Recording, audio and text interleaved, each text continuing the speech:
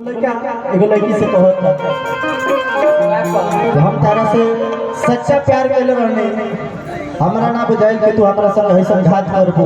इतना धोखा देबो लेकिन के भाव का बा कि पागल लवारा हे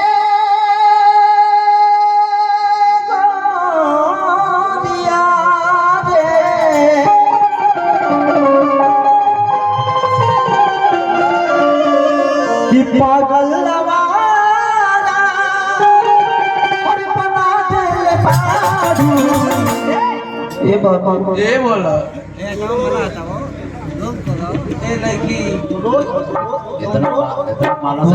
चक्कर में हमरा खड़ा हो तू रोल में गोल हो जाता भाइयों ले लो कि पागल लवारा और बना दे कि पियत न रहनी पियत बना देले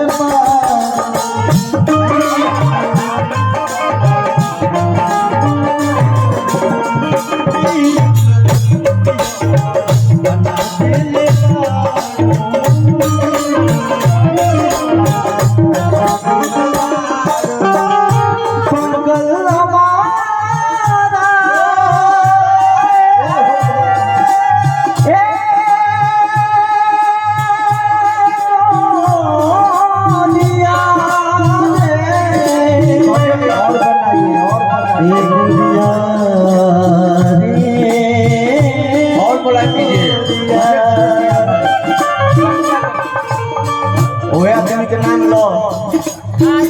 मनु बाबा कहत हन कि हम जे लोकगीत ब्यास में जेकर ढोलक बजावनी एल्बम में उनकर पता कट गई अरे भाई एक रुपया नहीं पागल इतना दूरी बनाया नहीं तो छोटे पर असर पड़ेगा क्या कहता है तो पियत न रहनी पियो बना देले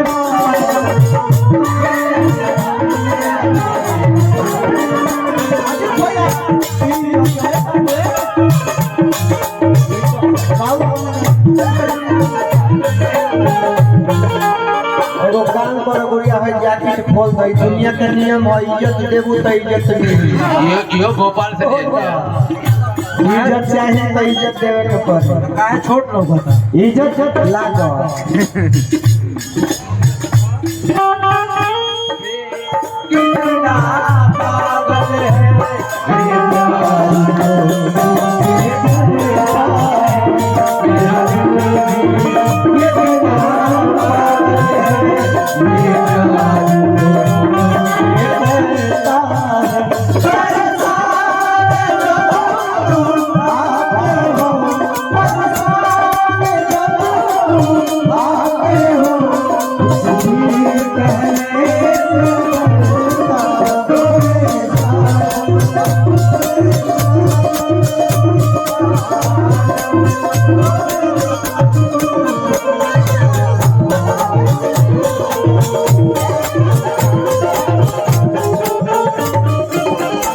सुनो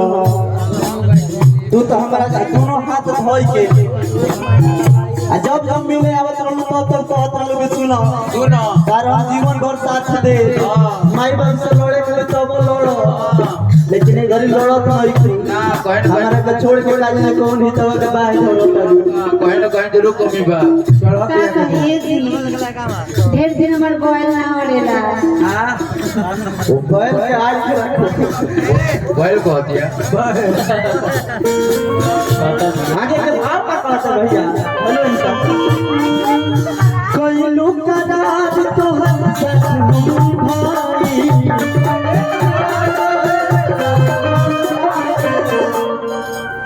तो के छोड़ के दे जा और बना के दूर रह जा मुर्गी मारे के बड़ा पेट्रोल में पड़ल बड़ा गोल के मारा ऊपर गोल करो बड़ा देख लो भैया विमलेश भैया जाते हैं तनी मुर्गी मारती तनी देख ले मुर्गी मारो उतने भूख जतना में अपन इज्जत देख ले इधर पहले देख ले मुर्गे मुर्गिया मन भरे से तो भी करी हो ना तो मन में जान के बेरा हो ए जी हम मुर्गी मारे वही अंडा दे अच्छा तो तू मुर्गी ना तू मुर्गी मारे के फिर जितना जितना प्रेम से हमारा समय यहाँ के कला करत नहीं ये कलाकारी के समय से हमारा यो बुझाता जब से एक साथ जोड़ छूटे वाला पियर आटा दे वो आटे में सजे का क्या हो जी भाव के मुर्गी के भाव का ए मार खाओ कर जे लोग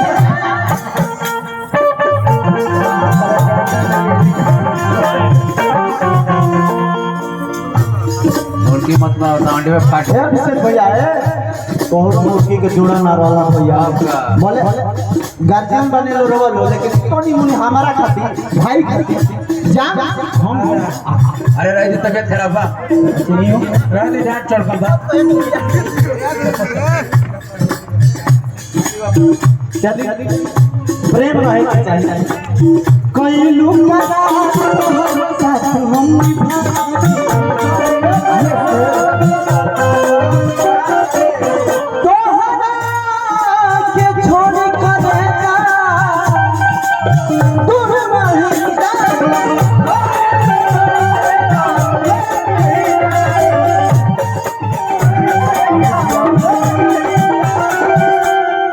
नहीं मिलो तो पूरा मिलो मैं आधा छुआ के छोड़ छोड़ पूरा भर पेट लो कि सुतोष के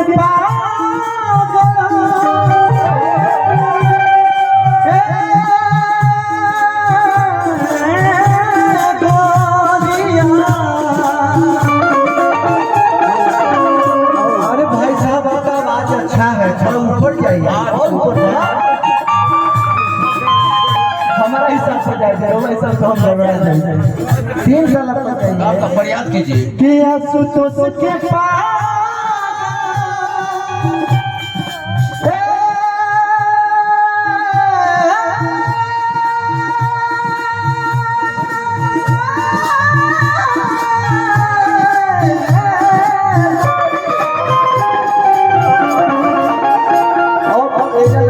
ना सुनो अरे आसुतोष के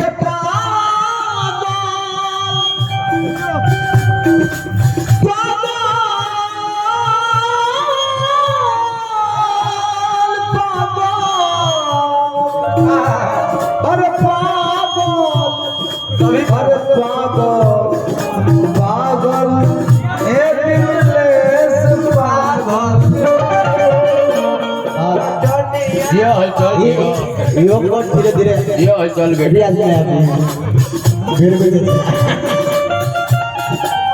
आसुतोष के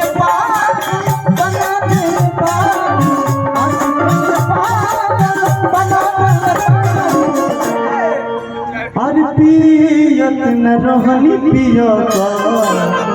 आप लोग बताई हमारा में कोनो गलती लोग बता हलचल बेटा का जोड़ा बा। ठीक बात कि पियत न रहनी पियो अरे कोनो मत